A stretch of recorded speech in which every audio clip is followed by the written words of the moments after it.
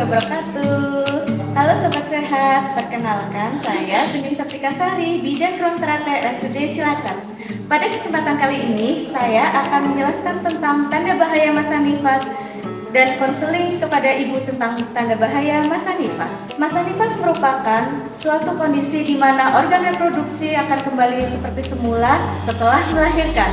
Hal ini biasanya berlangsung antara 6-8 minggu masa persalinan. Masa nifas merupakan masa yang sangat penting bagi ibu dan bayi. Tapi pada masa nifas kadang-kadang terdapat keadaan yang dapat membahayakan ibu dan bayinya. Yuk kita cari tahu apa saja sih tanda bahaya pada masa nifas pada ibu pasca bersalin. Berikut adalah contoh pemberian KIE kepada ibu pasca salin tentang bahaya masa nifas. Pagi Ibu Tri, perkenalkan saya bidan Tunyung yang jaga pagi hari ini ya Bu. Ini tadi udah kelahiran jam berapa Bu? Udah tadi lahiran jam 8. Oh jam 8, sekarang udah enak rasanya. Udah pipis, lancar pipisnya. Oke, saya izin dulu ya Bu. Ini perlu saya tutup nggak Bu? Yang nyaman ibu aja gimana ya? Pas nggak ada pasien saya buka aja ya biar enak ya. Ibu Tri, ini kan habis melahirkan ya? Melahirkan yang berapa? Anak kedua. Sebelumnya udah pernah tahu belum tentang bahaya masa nifas? Waktu itu di kelas bumil dikasih tahu. Oh, udah pernah dikasih tahu ya. Yang Enggak sedetail banget. oh gitu ya. Saya ini nanti akan menjelaskan tentang bahaya tentang masa nifas.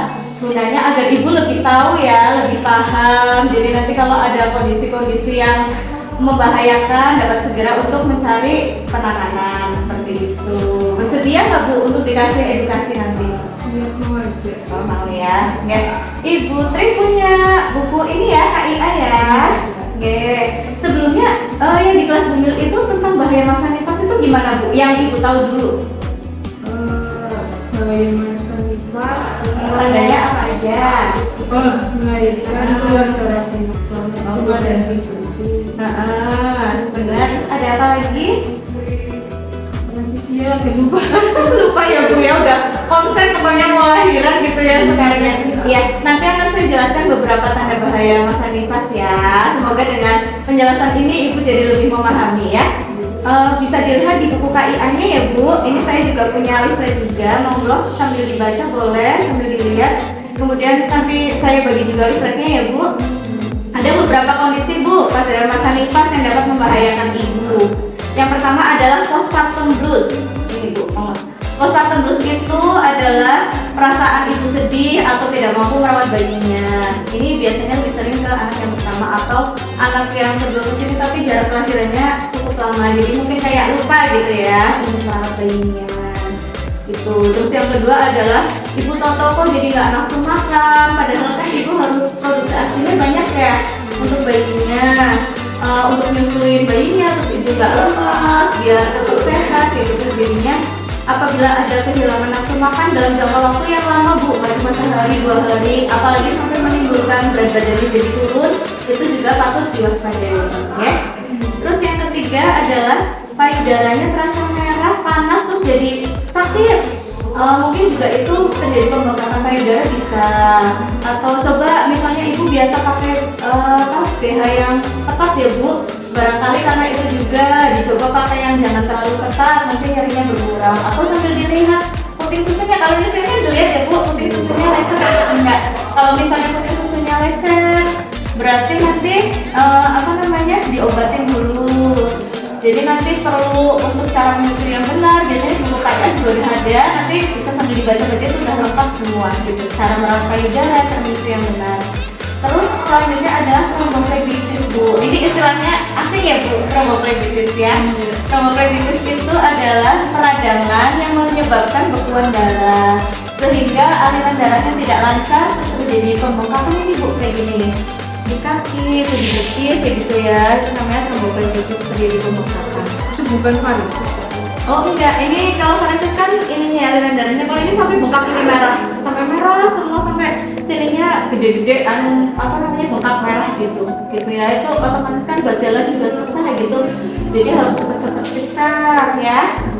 Terus kemudian apabila ibu mengalami tahu-tahu sakit kepala yang hebat, nyeri ulu hati, sesek apalagi terus pandangan kabur kayak gitu, itu merupakan tanda eklampsi. Terus disertai dengan bengkak pada tangan sama kaki, terus tensinya tinggi. Kalau preeklampsi itu dilanjutkan akan berlanjut itu ibunya kejang kayak gitu. Sampai di sini mungkin ada yang mau ditanyain dulu, masih ada beberapa yang nanti saya jelaskan. Bahaya setelah nikah itu. Tadi saya pengalaman tadi yang habis melahirkan. Setelah ikut nih dua jam. Tadi kan bersih. Itu dananya udah enggak. Itu paling ada gumpalan-gumpalan. Enggak apa-apa. Yang patut dicurigai adalah ini Bu. Nah ini selanjutnya nih Bu, di materi kita adalah perdarahan dari jalan lahir yang banyaknya itu kalau dihitung cc-nya 500 sampai 600 cc atau 3 sampai 4 kali ganti pembalut penuh setiap harinya. Kan normalnya ya sehari misalnya 2 kali maksimal 3 kali lah ya Bu. Itu sampai banyak banget terus sor-soran. Terus yang Ibu bilang itu perdarahan pada masa nifas itu bisa terjadi perdarahan dini itu pada 24 jam setelah bersalin atau lanjut sampai 6 minggu sampai 8 minggu pasca persalinan. Normalnya kan keluar darahnya yang pertama kayak haid dulu ya. Haid kan juga kadang ada yang kayak stol-stol prongkol-prongkol gitu ya. Terus nanti lama-lama kan akan berubah warnanya jadi kuning, coklat kayak gitu. Terus lama-lama tidak akan keluar darah haid, darah itunya nifasnya. Kalau yang masih normal maksimal 3 kali ya nggak apa-apa kayak gitu ya.